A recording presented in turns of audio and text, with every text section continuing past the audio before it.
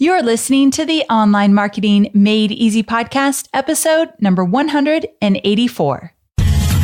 Welcome to the Online Marketing Made Easy podcast. Business advice so easy, you'll feel like you're cheating. And now your host, Amy Porterfield.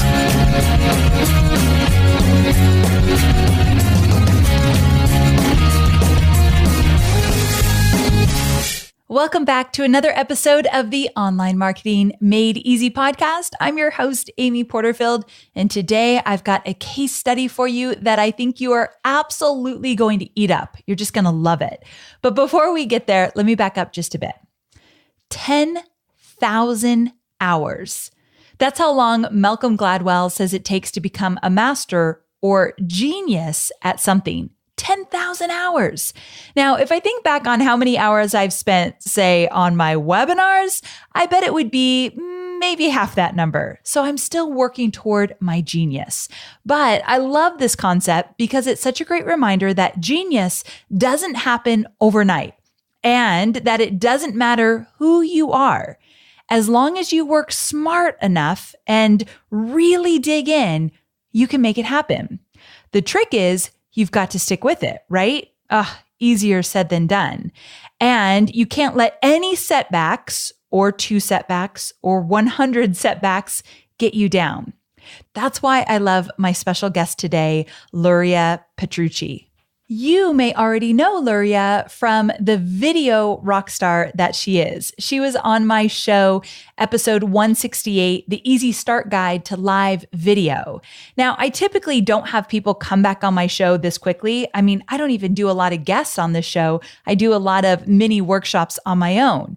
However, I had to have Luria back because she's recently had some huge successes with her webinars, and I'm a little bit biased because she used my program, Webinars That Convert, to make her webinars successful. So I'm so honored to have her on the show as she talks about her own experience and how she's used my program. So for those of you who are already in Webinars That Convert, but you haven't yet had an ultra successful webinar, let's say a 5-figure webinar, you're going to love this episode because Luria talks about taking the program and making it her own. And that's exactly what I want you to do with your webinars.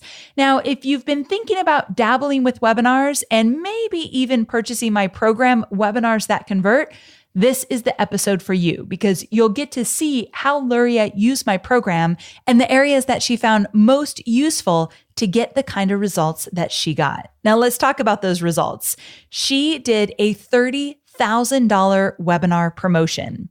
And what's cool about that is she sold a program that didn't yet exist. This is something I started to teach more and more inside of my webinars program. If you don't have anything to sell, you could actually put together your outline, figure out what kind of workshop you do want to sell. And then after you sell it on a webinar, you can deliver it live over, let's say, 5 or 6 weeks to those who paid for the workshop. So you're delivering it live online, not in person. So it's even easier online after you sell it on a webinar. And I love this strategy, and I'm starting to teach it inside of Webinars That Convert. So for all of my current students, you're going to get a really extra special bonus that details how this would work, because this is actually something I'm doing more and more in my own business moving forward. Now, by the way, Luria is not the only one who's ever had trouble with a webinar promotion. We've all been there.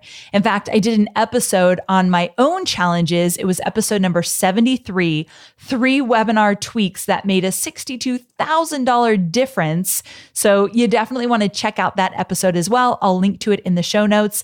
Everything can be found at amyporterfield.com/184. Now, one more thing before I bring on our special guest, and that is that I have a free masterclass called How to Create Your First Wildly Profitable Webinar, even if you don't have a list. And secretly, this is my most favorite masterclass I've ever created because I take you behind the scenes and I literally show you example after example after example of my own webinar strategies and my actual webinar creation process. So I think you're going to find it incredibly valuable. All you need to do is go to amyporterfield.com/free class. amyporterfield.com/free class. It will take you right there. You can sign up and then jump back here and jump in with Luria and I as we talk about her webinar strategy success. All right, I won't make you wait any longer. Let's do it. Luria, thank you so very much for coming back on the show. I'm happy to have you here. Oh my gosh, Amy, thanks for having me back. Of course. I'm really excited to jump into today's topic because we get to dissect your entire webinar strategy. So thank you so much for giving us the opportunity to do so. And before we do that, take me back a little bit and tell me about your first experience with webinars, which I think was in 2016, right? Yeah, it was about a year from when we're recording this ago. And so, yeah, it was in 2016 and I had just seen you do your webinars and I'd been on your webinars and I was like, this is cool. Like I can totally do this. I've been delivering content for 10 years and I was all ramped up. And then it completely was a failure for me. In my business, the amount of expenses that I had at the time, I needed a huge success. And the best I did was $2,700 and it just wasn't going to cut it. And so I tried it a few times and I just came away each and every time feeling completely deflated. Like I would get all ramped up. I was excited and then bleh. Like just wanted to cry. Oh my gosh, you are not alone. I know people are listening saying, me too. I can totally relate. So the thing is, I know Luria says 2,700 and some of you are thinking, I'd kill for 2,700. I'd love to hit that number, but it's all relative. And so in her business and the success she's seen along the way and the fact that she's been creating content for 10 years, 2,700 was not anywhere near the goal that she wanted to hit. So it's all relative and she felt completely deflated around those numbers. So with that, I want to know when you were doing the webinars back in 2016, what were some of the biggest challenges that you felt were just continuing to come up? Well, there were 3 challenges. So 2 of them I knew I was uncomfortable with. And one I discovered only after I bought Webinars That Convert, that I was actually facing a challenge that I didn't even know. You got to love that, right? Yeah, like, exactly. Thanks for adding the challenges. Right. So the first was, like I said, I've been delivering content. So that part of it, like I felt really confident in my ability to deliver great content and have people get results. However, the biggest issue for me was that transition to the sale. I completely freaked out about it. And honestly, my first webinar, because of that one thing, I decided I couldn't do it live. And I do live, right? Right. Like, that is my thing. And so I decided like, I can't do this. I don't know, like I'm not confident in this at all. And so I wound up recording it 5 or 6 times over the course of the evening before, just to be able to get something that I was comfortable with putting out there. And so, yeah, it was that transition. I couldn't wrap my head around like, how do I sell on a webinar? I think that comes up so much. I made an episode all about that. It was called How to Sell on a Webinar Without Being Overly Salesy, because that question comes up from my students all the time. How do I transition from all this great free content that people are loving to then saying, buy my stuff? And there's actually an art and a science around that. I teach inside Webinars That Convert, but I did this episode. It was episode 130. I talked about it because most people, when they're just starting out with webinars, they freeze up on that part. It's so normal. So these 2 challenges, transitioning into the sale and actually pitching your offer, very common challenges for most people. Absolutely. And, had I had the tools that I had from getting Webinars That Convert, like had I had that originally, it would have been so easy. I would have done it well, but I didn't. And I tried to reverse engineer what you were doing and what I saw you doing. And I was like, I can do this on my own. I'm all good. Yeah, right. And then the third thing that I didn't understand was a challenge, and I only discovered was a challenge, was my story, the story about who I am and why you should trust me. I thought I had that down perfectly. And then I realized, I don't, this is not meaning anything to my audience. It's like, okay, great. You're super successful. Wonderful for you. Yeah. Exactly. I'm so glad you picked up on that point and you brought it up here, because most people don't know that when you talk about yourself on a webinar, the goal is that your audience sees themselves in your story so that they could say, oh yeah, me too. I can relate. That's exactly what happened to me. Or at least make that connection that they see themselves in you. And so most people just tell their story. Like you said, I'm super successful. I've done this. I've done that. They're like, yeah, good for you. But so Right. I love that you brought that up. And that's something you were saying you didn't know you had a challenge, but once you learned it inside the program, you realized I could actually fix my about section of the webinar. Totally. And when I did fix it, it completely changed everything. Like, honestly, starting off with that and the way that you showcase how to do that, I was like, oh, okay. And then my producer, literally, as we finished the webinar, he was like, that was the best story I've ever heard. Oh, I love that. And when you say it completely changed everything, I love that you say that as well, because I feel that once you nail your about story in the very beginning, it's like giving you an extra jolt of confidence. Like, okay, you've got this. You're in the flow. Keep moving forward. Would you agree with that? Absolutely. Okay, cool. Because that's what I know a lot of my students are looking for, more confidence when they're doing their webinar. So when you nail your story right out of the gate, you get that little extra burst of confidence. Okay, so you did your first webinars back in 2016. You were not at all impressed with the results that you had seen, and you wanted just to put webinars on the back burner. Oh, totally. Okay, so good. We're on the same page there. So my question for you is, why didn't you give up? So what made you want to try webinars again this year? Well, so I was working with Michael Hyatt. I was talking to him and he was like, why aren't you doing webinars? And I'm like, well, because I suck at them. and he, mentioned webinars that convert. And he mentioned that you were where he learned to do them and found success himself. And so then there was that. And plus the fact that I knew, like, it was a constant itch in the back of my brain. I knew that was something that I should be doing. I just thought I really sucked at them and I didn't understand why. And then there's, on top of that, I just hate not being good at something. Amen, I'm sister. Really super competitive with myself. And so if there's something that I can't do, there are certain things that I'll just say, okay, well, I just can't do that, like graphics design. Code a website? I can't do that either. Okay. But then like this was one of those things I was like, no, I have to get it right. So all of those things combined, I bit the bullet and I was like, I need to get this program and I need to figure out what I'm doing wrong. Okay, so I can't wait till we get into your stats, like exactly what happened and what it looked like. But a few more questions before we get there. You pick up webinars that convert, and what's your first reaction once you get into the program? I was going so fast and I was taking so many notes because literally I decided to do this like 2 weeks before my webinar. Of course you did. You're an achiever. Not recommended. Got a few gray hairs. But I was going through so fast. And as I'm taking all these notes, filling up this whole notebook, I was like, wow. Like I just had moment after moment after moment of, oh my gosh, I get it. Like, oh my gosh, this is exactly what I needed. That's what I love to hear, when the light bulb goes off and you're like, okay, this is making sense. I get it. It's finally coming together.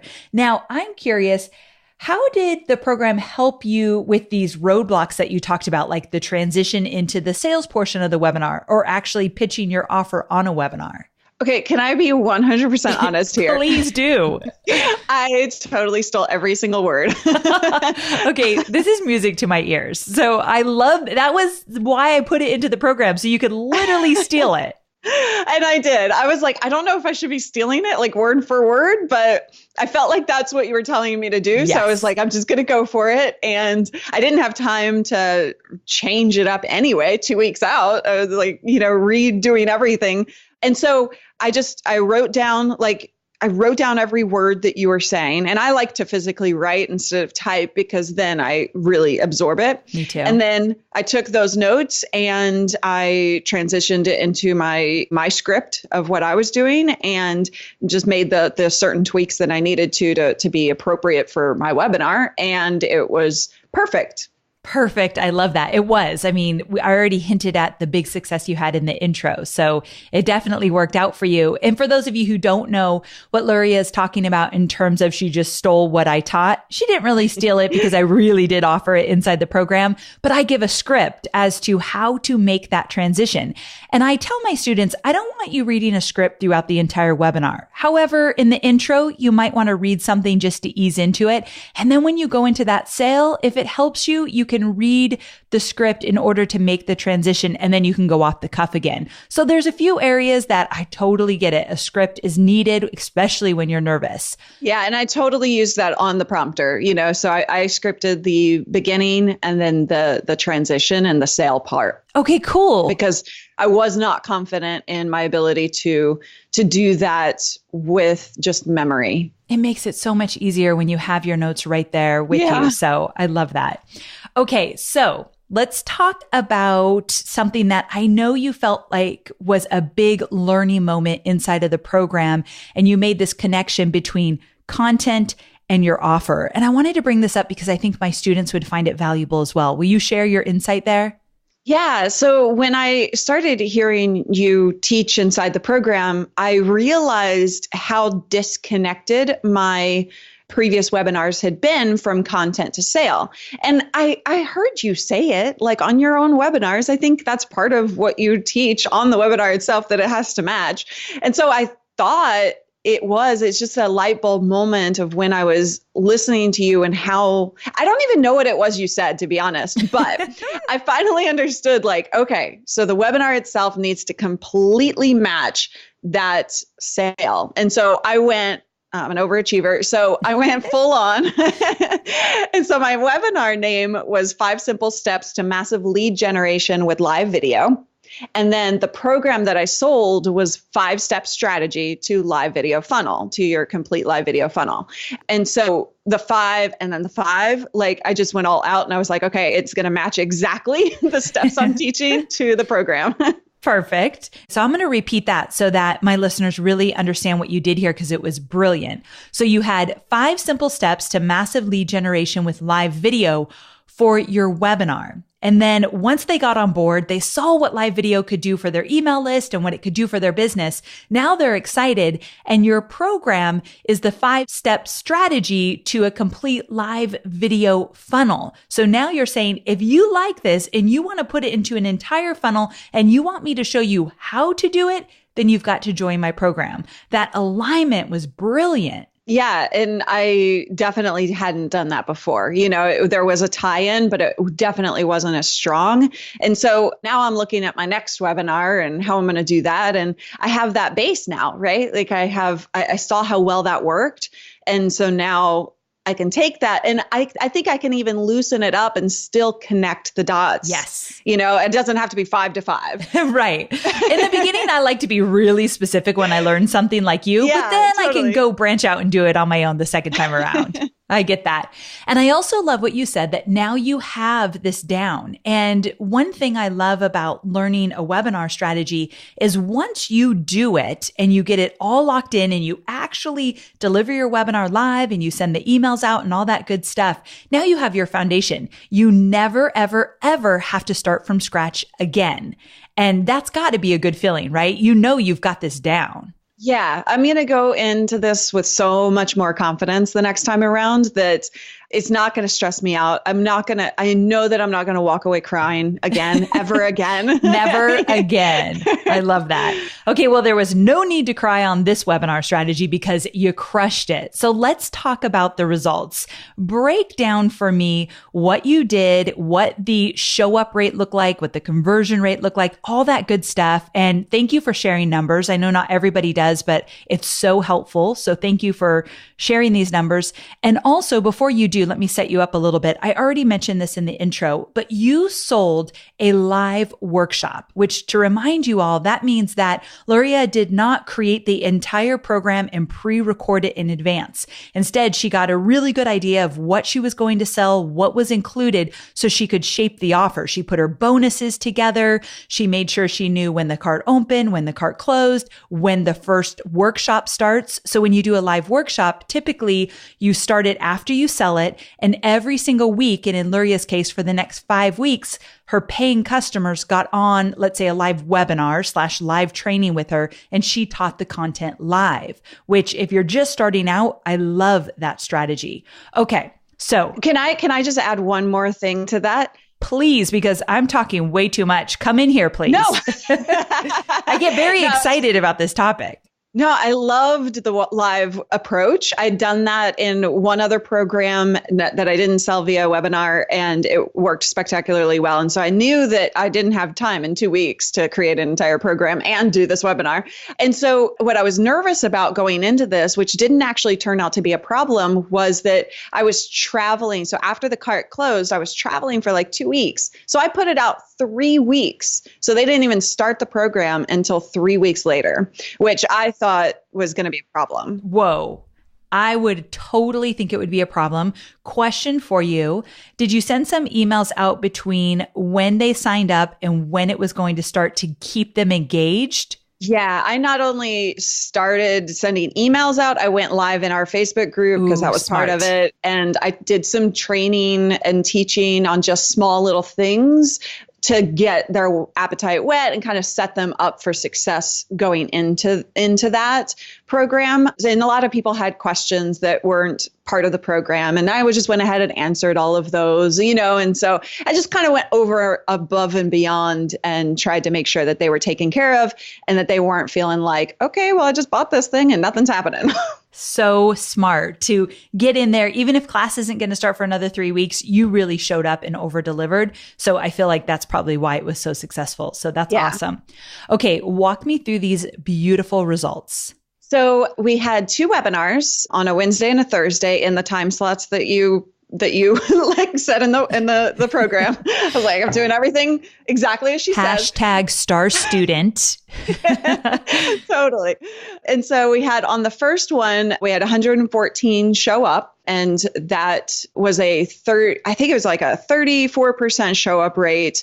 And then we had a 31% conversion rate from the 114 people show up. Okay, let's stop you there. 31% conversion rate on a webinar is outstanding. I even tell my students that if you're just starting out, and especially if you have a really cold audience on your webinar, which I know Luria didn't, she had a mix of cold and warm. But if you have a really cold audience, you might convert at like 3% your first time out of the gate. And then of course you want to go up from there, but 31% is outstanding. So let's talk about that 3%. Please. I know there's a story coming because she already told it to me. So please tell it. Okay. So, as I'm jotting down all of these notes, I somehow wrote down that you said that what I should be converting at is 30%. Keeping in mind, it's been a year since I've done a webinar and I don't even think I knew stats or averages at that time.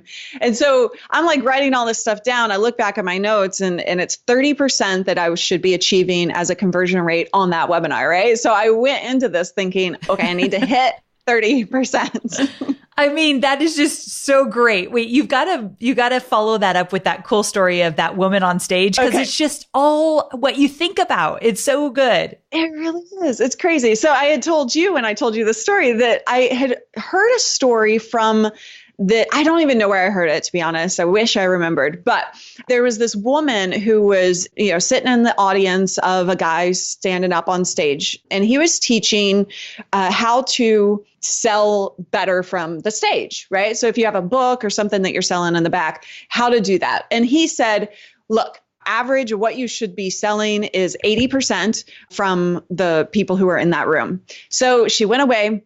She didn't achieve that. And so she spent the next year just fine tuning and tweaking her presentation. And she reached that. And so that next year, she saw him at that same event. She went up to him and she was like, thank you so very much for, teaching me this. I went to work, I put your work in or your teaching into action, and I finally hit my 80%. And he was like, wait, what? I said 8%. Those are like the best stories because when you're like, okay, it just proves that if you set your mind to something and you think it to be true, you can achieve it. It really goes to show that you shouldn't put so much effort and time into what industry standards are or to what other people are doing. Like I get people asking me, what are your live views or your engagement numbers or how long are people staying around? And I'm like, I'm not even going to tell you because that's not what you should be achieving. You should be going against what you already do, right? And you should be competing against yourself. Always getting better. It's so very true. Okay, so right after the webinar, how many sales did you have, which meant how much money did you make? So we had 36 sales, like as soon as we ended the webinar for $10,016.50 to be exact. There's your 5-figure webinar, even before you started your post-webinar email sequence. Yes, I was through the roof. Star student. I texted you. I think I took a picture of my sales. Yep. And I was like, Amy, look what you did. And I was confused because I said, wait, your sequence has already ended. And you're like, no, this is just on the first webinar. Yeah. So that was really exciting. But you didn't stop there because you did a second webinar. Tell us about that. Right. So the second webinar, 41 people showed up. This was an addition we weren't planning on from the beginning, so we didn't promote it as much. And we hit a 34% conversion rate on that one for a total of 4,500. So why do you think your conversion rates were so high? 31%, 34%? I mean, that's higher than the average for sure. Yeah, I think there were a couple of things. Honestly, with the content and matching the sale so closely, I think that helped. I think, my offer of time and Q&As and being with my group helped. But I think the biggest reason was that I was on video the entire time. Okay, that's huge. We need to pause for a second because we've got to talk about how you used live video and you showed your face during your webinar. So we're going to come back to that in a second. Okay. I kind of jumped the gun. So tell me the rest of this. How many people were on your list? I had about 10,000, just under 10,000 on my list. Great. Now, for those of you listening saying, I don't have anywhere near 10,000 on my email list, remember, you can fill up your webinars with very targeted Facebook ads and still get similar results like this. So you don't have to have a list of 10,000, but it definitely helps, which is why I'm always talking about list building. And then how much did you spend on Facebook ads to fill up your webinar? I spent $600.48 on Facebook ads. I love the preciseness. Here I was saying I think you say this all the time, be precise. Yes. So, and I can only track, I didn't track it very well, but I was able to at least track 4 sales from Facebook ads, which 50% of profit there. So. Right. So that's awesome. And it gets a little tricky on how you're tracking and who's on your list and who came on via Facebook ads. But $600 is a really good budget to put towards something like this. I mean, to see the kind of results you got, I love it. And the fact that you focused on building your email list, you didn't have to put so much more money in Facebook ads, which is always a plus. Not always doable, but it's always a plus when it happens. And you also did Facebook Lives. Talk to us about that. I did 7 very targeted Facebook Live videos leading up to the webinar. And so in all of those, I was sending people to a registration link for the webinar. Awesome. And so it was very since my webinar was about live video strategy, I was talking about strategy on the Facebook Lives. And I really fine-tuned. I was doing some of that before, but based on your social media marketing world presentation, I really fine-tuned how targeted I was getting with those. And that made a tremendous difference to actually getting people to take action. This is a big game changer for me as well. When I'm going to do webinars, I do some Facebook Lives before I even come out with my webinar in order to find my audience, and I can retarget all of those video views when my webinar opens up. Then when my webinar is open, I do Facebook Lives and the call to action is sign up for my webinar. And I'm really specific about the content I teach, making sure it's aligned with the webinar and eventually aligned with what I'm going to sell. So I feel like you really nailed it with your Facebook Lives. Yeah. And so that was one thing. And we do the same thing with building custom audiences based on who's watching our live videos and then target them with the ads. And so that was really beneficial.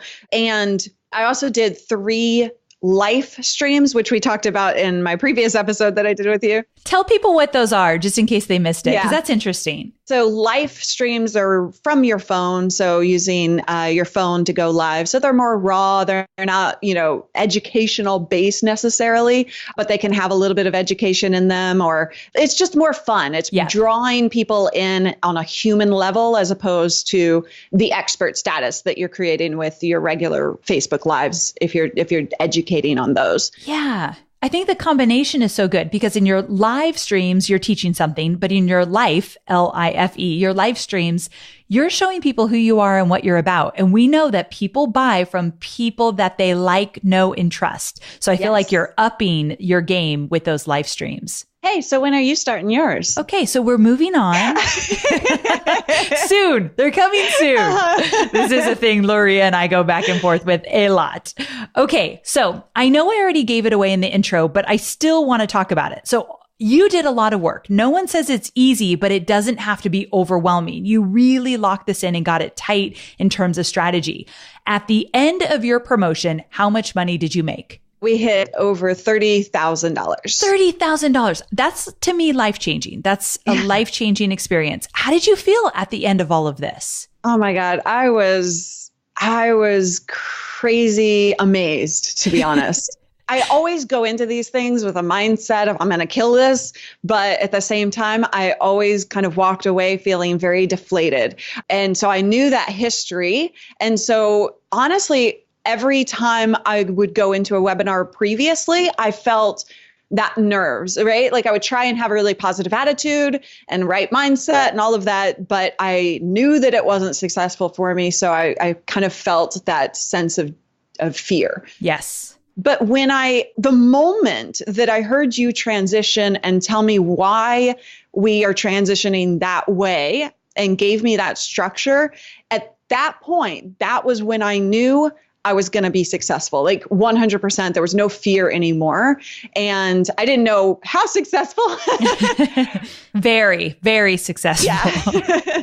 But I knew at that point that I was going to walk away with results. And so I just want to thank you for that because that changed my world. So very cool. But yeah, I mean, like we were jumping up and down and having a grand old party. Good. There was a little celebration. I like it. Definitely. I do think we need to do more celebrating at the end of webinars for sure. Even when they're not successful, they're a lot of work. So I think we have to celebrate regardless.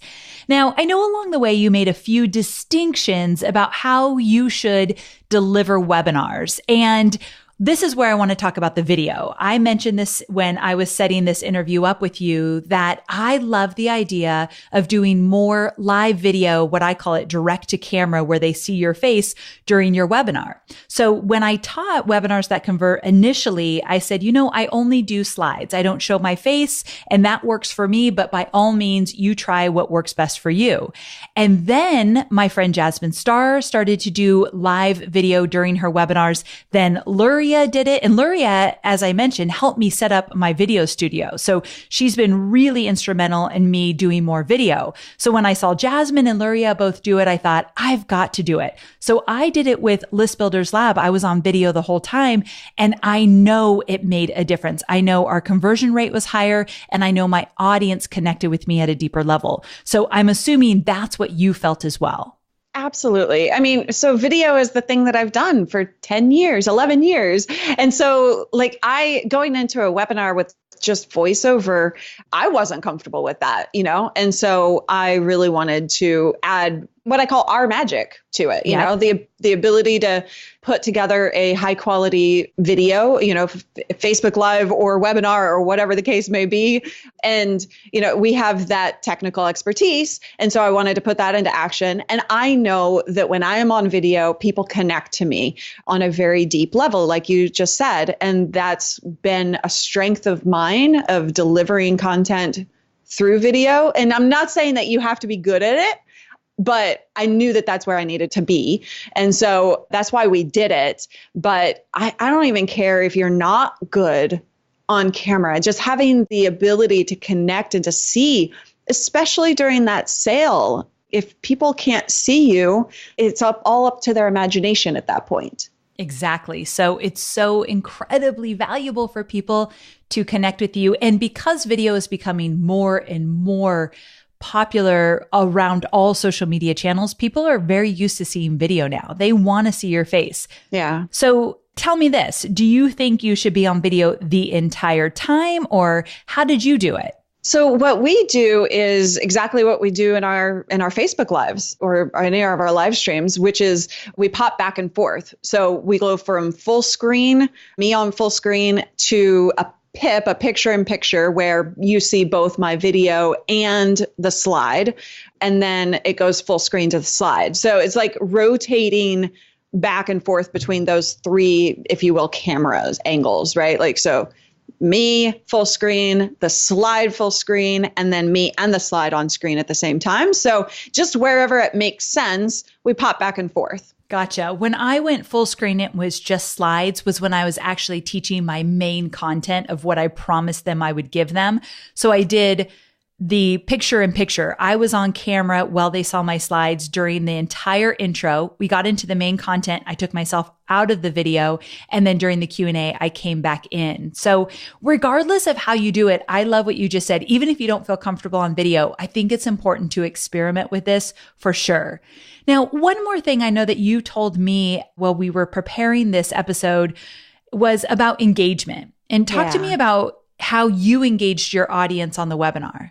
So I just took the same thing that I teach for people to do in their regular live videos, which is break up the content so that you have a place and a time for engagement, and so that it doesn't become distracting or overwhelming to you.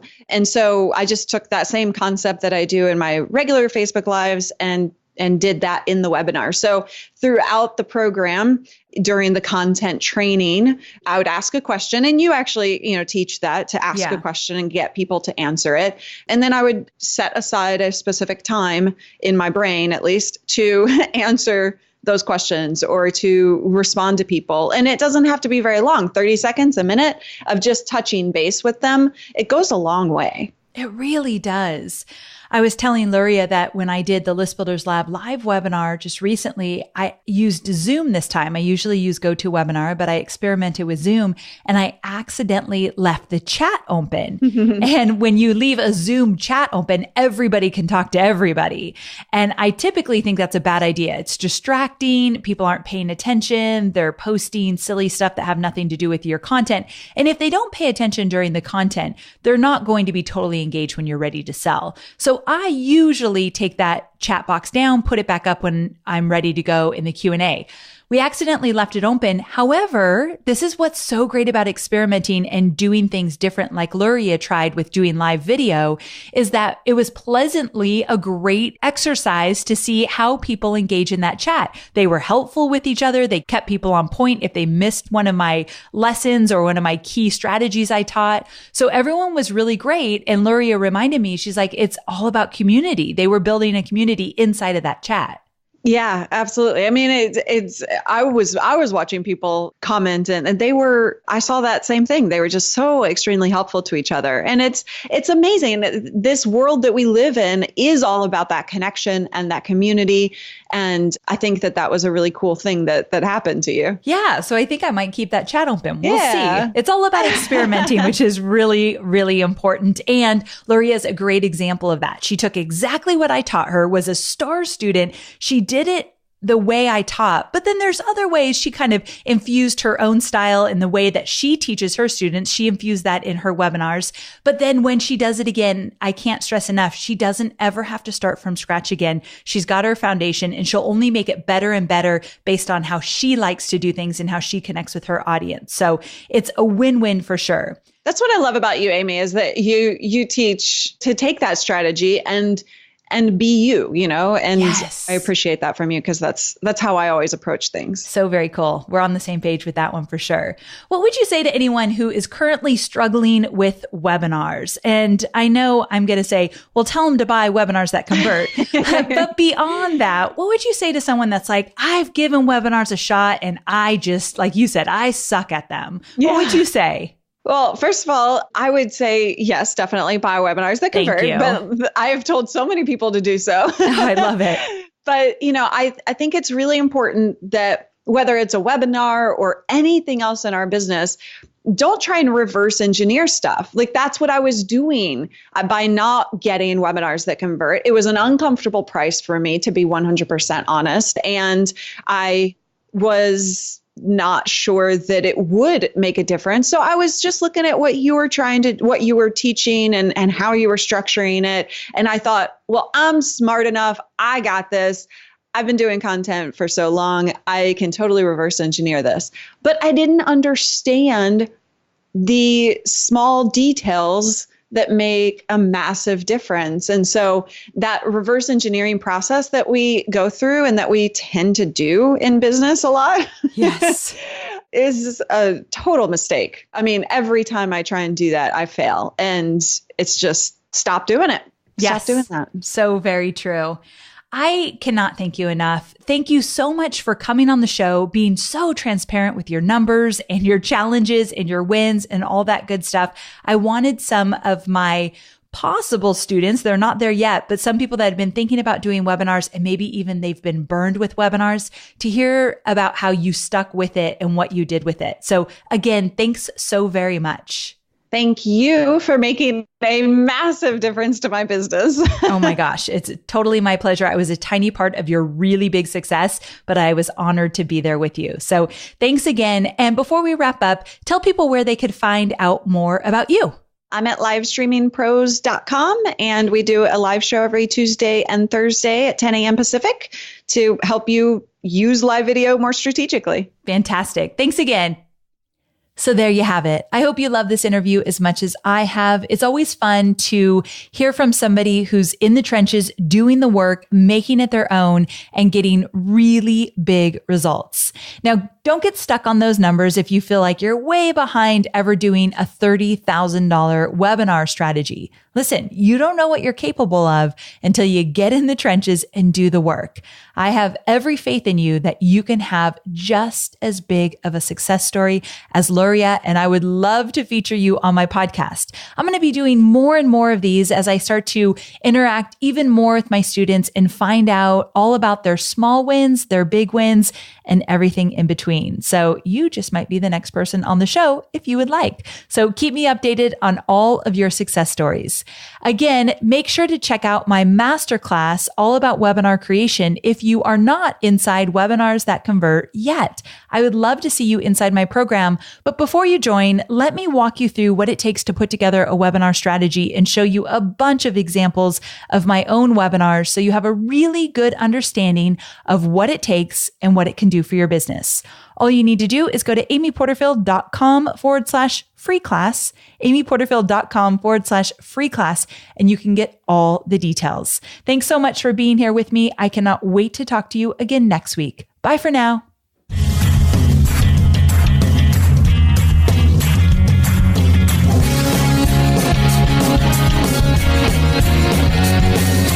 Thanks for listening to the Online Marketing Made Easy podcast at www.amyporterfield.com.